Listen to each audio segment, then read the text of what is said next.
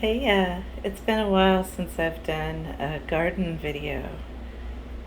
So I thought today I would start with what I've harvested for the day, which is, by no means a typical day, but this is just what I've got today. And so here's where it came from. Got the guavas at the bottom left from the front yard, those yellow squash from the front yard, the cucumber and cherry tomatoes from the keyhole, and corn from the main garden. And that's almost all the corn. And I'm not sure if I picked it at the right time. We had a few ears, and most of them were perfect. A couple of them had become starchy. So these also managed to get a little bit of aphids, so I'm hoping that that did not actually damage the ears. So, I've had kind of a small harvest this year because it's been kind of high pest pressure and also low energy. But still, things are coming along. So let's check out the front yard first. So here's the Victory Garden. And as you can see, I've still not gotten to the driveway mound since I harvested garlic off of it. But the main Victory Garden is actually doing pretty well. Patty pan, and it's time to harvest maybe some of these small ones. This comfrey, I just keep cutting it and chopping and dropping it, and it keeps making more. These patty pans are diseased. I think they have aphids on them, and I've just been hosing them hard with water.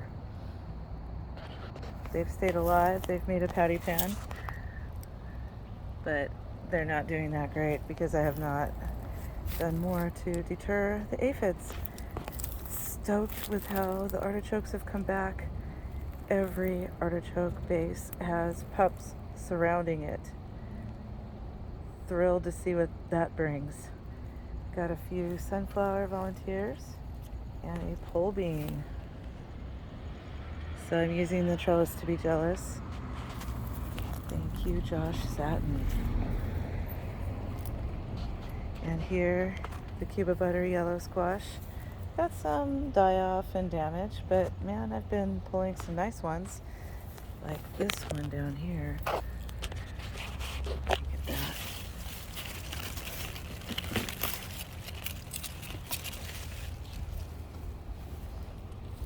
It's a good size. That's what she said.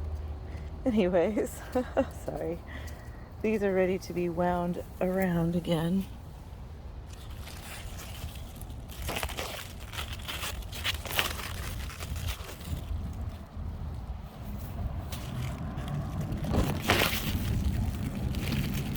Ooh, this one's long. I might need 2 hands.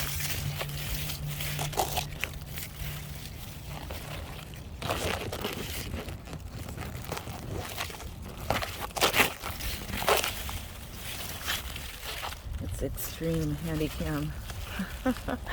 Are you dizzy yet?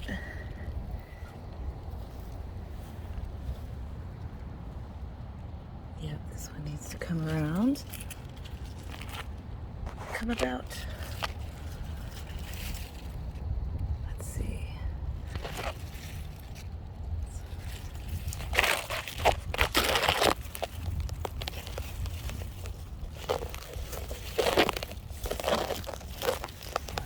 Lower leaf and tap it around.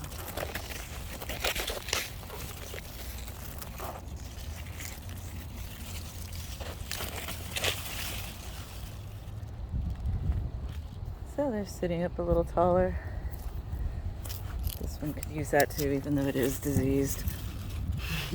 Oh, it has never had a loop yet.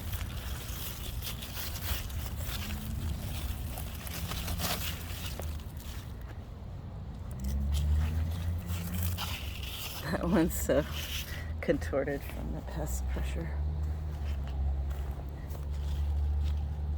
I'll let that one stay on the vine. because I don't want to eat it tonight, and I already have one in the crisper. They store better on the plant.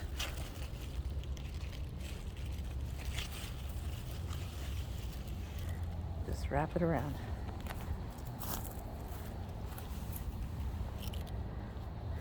Cool. And this pole bean, I don't know if it'll produce. It's got lots of flowers. No beans yet. Looks like a volunteer comfrey has sprung up. Look at those pups. Artichoke pups. I let that purslane stay. They're pretty tasty. Volunteer marigold. More comfrey. Now these are asparagus beans, my first time trying those. So I'm going to need to run some twine down to the ground to let those grow up. More pups. Planted calendula here. Yep, it got nipped. We'll see if any survive. And some Swiss chard in the front yard. But there's asparagus beans look pretty good, actually. Right, brisket? And the moringa circle. Three exact beans have sprouted here. And I've got a little bit of okra having a late start. Nothing in that one. But that's more than there was in there before. Let's look at the other moringa ring. Check out those moringa pods.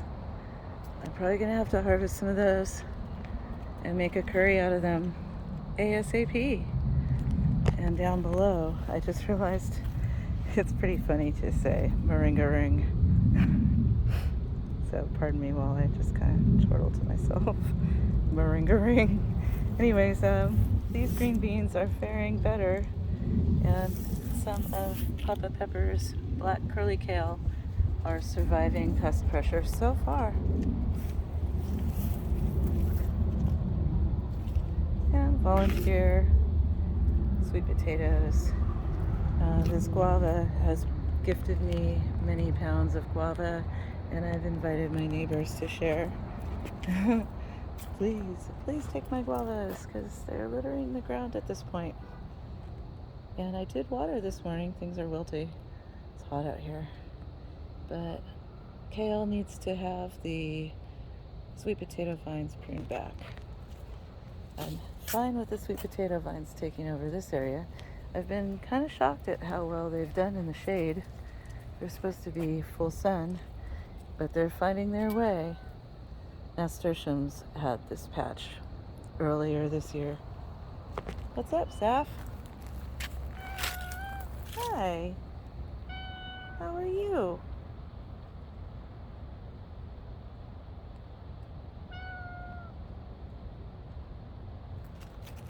Hi, Sapper.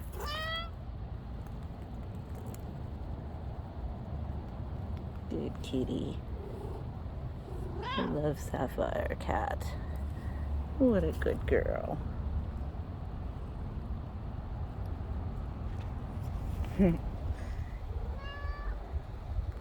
Well, the fig tree did create a lot of juicy figs. We enjoyed a small amount of them. Froze some of them. The birds got the most. And the beetles. Needs a good pruning. It needs to be smaller, easier to get at, and it needs its companion trees pruned back more than I think even I can do on my own. So the guys are busy. We'll get them helping out though for fall. Well, back here the disease-resistant sweet potato vines are taking over, and once again they're just wilty because it's hot out here. I didn't really see any clear effect by releasing the spider mite predators, but it was warned that you probably need 2 applications, and I just could not afford $70 again. So I tried to layer them heavily and give them their moist environment that they prefer, maybe they knocked them back. I don't know. But it's been even neem oil and soap pesticide free here on this patch, and I honestly expect to find a lot of sweet potatoes under all of that foliage when I get around to fighting it back. Anyways, the rabbits and chickens also love the foliage, and it's human edible, although we have not really availed ourselves of it too much. Brisket is fertilizing it. Today is going to be pumpkin canning day because the humidity in this room from us having such a heat wave and using the swamp cooler pretty much continuously means that it is time to can up that top row at least right away and can up the second row as soon as possible. And I'm probably also going to need to take a look at these and see if I need to put them somewhere else or do something. But I'm probably going to take the largest bulbs here and replant those out. Well, I tried to seed many things in this tote, but the only things that have flourished are volunteers, a Thai basil, and it looks like another buttercup squash. Things were doing great in here until I walked away and let the chickens come in, and they destroyed my awesome rows of carrots here. And then, it's been disheartening. They pecked at things. Keep getting pest pressure too from insects in here. Even though I have sprayed and I've done foliar drenches with Dave's Fetid Swamp Water. Thank you, David the Good channel. These planted by seed cherry tomatoes I'm pretty proud of, and if I would only tie up or prop up those other ones, they would look the same. I think there are still some surviving carrot seedlings in that wicking bed. Here's the grandmother pumpkin plant, the buttercup squash plant, and this is coming out as soon as I can take it out. But there are at least a dozen more fruits hanging off of it. So I'm going to wait to process the ones in the kitchen, or that I've got up on the shelf, and then I'm going to pick these and we can keep these dry. But look at those. The animals have had their way with the asparagus and strawberry patch here. So I'm looking forward to getting rid of this insane squash vine so that I can tend to this bed. That was expensive, and it's a perennial, and I want it to be in its best shape, ready to produce for next year. Plus, it's time to clean under the rabbit hutches, and that's the perfect medium to stuff into any empty spots, any cavities in that bed. Now over here, the pest pressure hits us, and then the chili pepper plants, the chili pepper plants recover, so they're in the bounce back mode right now. And I've already picked some cherries off of here. But look, this pole bean is making beans. So last year, the pole beans were insane yield from single plants. And this one is vigorous, so I'm thinking it might do the same. This black crim is like the only fruit off of this twin-vined guy here. I just keep getting pests, spider mites, aphids, you name it. Another pole bean taking off. This perennialized poblano pepper is doing the bounce back, and it's fruiting up. So I'm probably gonna have to keep a good eye and soap wash that frequently. And you'd never think that this cucumber, I'm gonna pause it. This is San Bernardino. We have ghetto birds. Anyways, no one would think that this cucumber vine is producing, but I did pick that one I showed you. And it's made a few pounds. Crazy.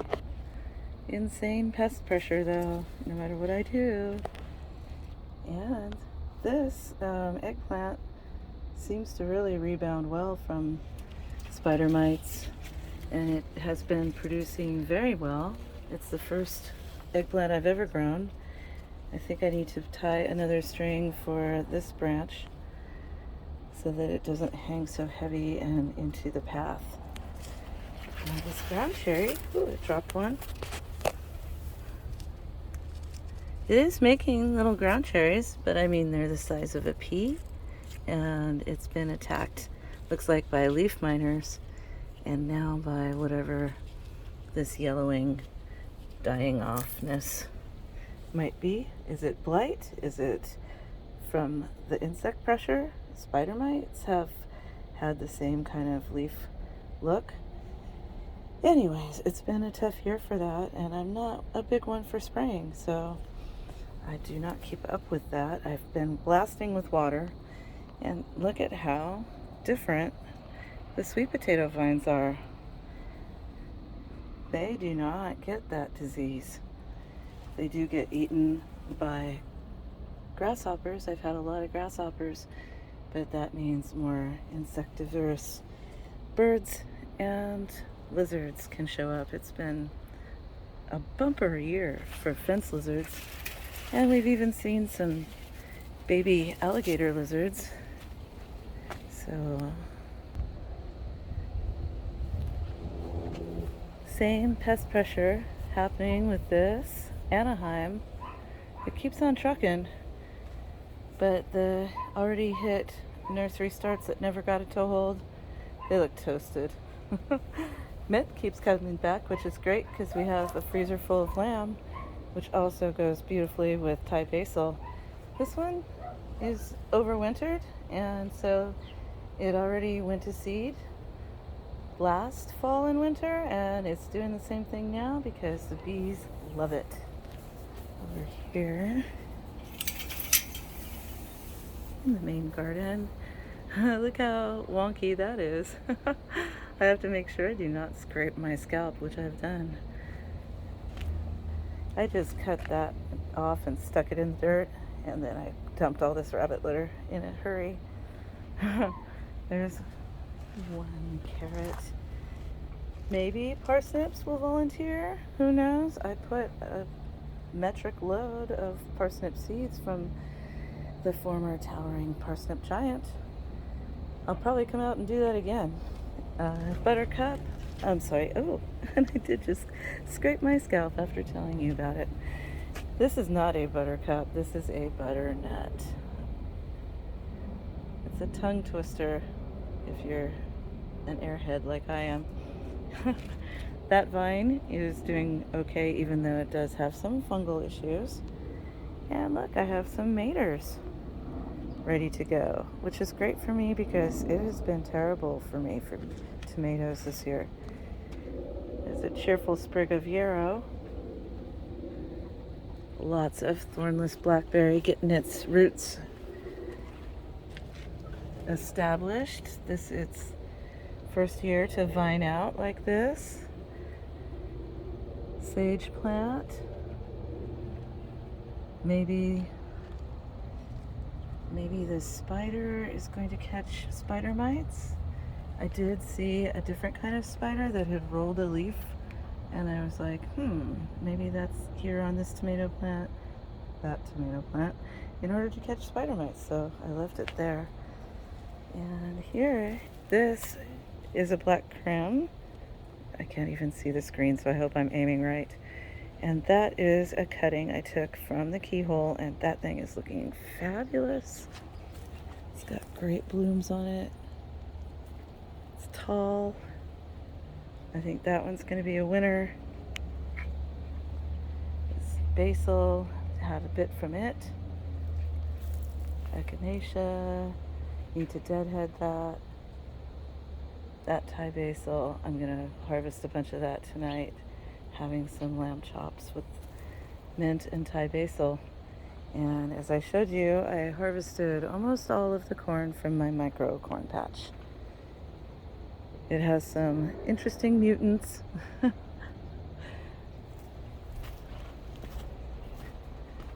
It's a kernel tassel. I'm hoping that this Swiss chard reseeds and I get a lot of Swiss chard. Time to make more Swiss chard quiches. Oregano and thyme. And when I remove the corn, that should make this pink banana squash that has, it's got its like shade issues happening in this undergrowth here, but its growth tips are looking very illustrious. I need to encourage that one to come back this way.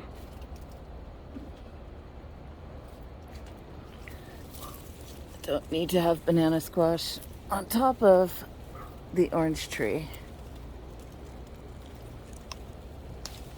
Come on this way, big guy. Yes. So you just kind of insist with the squash vine.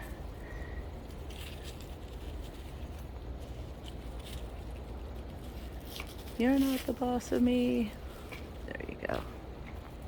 Okay, so it's poking in here, but it's going to want to poke back up there soon enough. Got 2 seeds from that packet that managed to go for it. And then it's been just a sausage party until recently. See, finally we got some feminine juju going on in here with that one. See, male, male, male, male, male, male, male, male, male. It's a girl. And I think I saw another one down the line. There. Yeah, so that's another reason to get rid of that other Maxima species, because I do not want those to intermingle.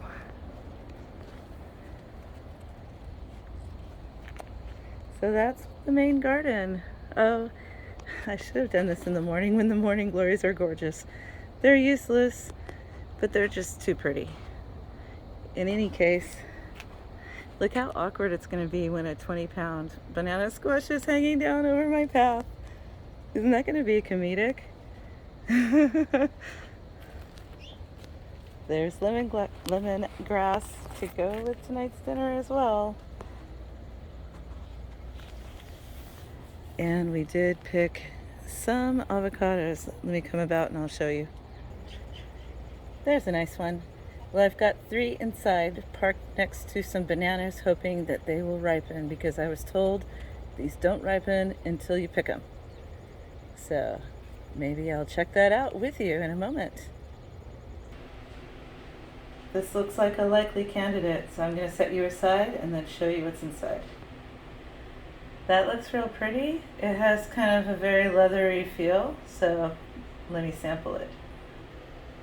Well, that was not easy to detach from its skin, but I'm going to taste it. No.